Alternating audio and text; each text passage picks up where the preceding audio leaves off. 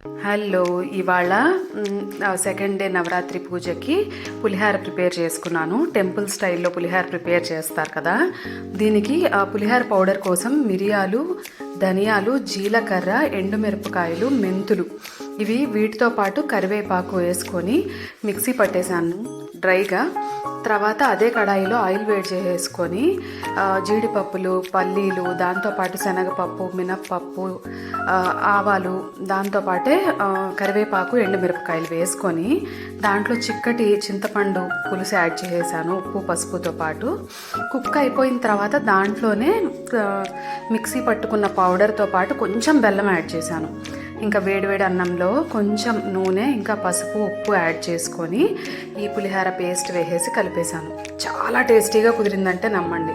దాంతోపాటు నేను చక్కెర కూడా అమ్మవారికి సమర్పించాను అనమాట. నచ్చితే సబ్స్క్రైబ్.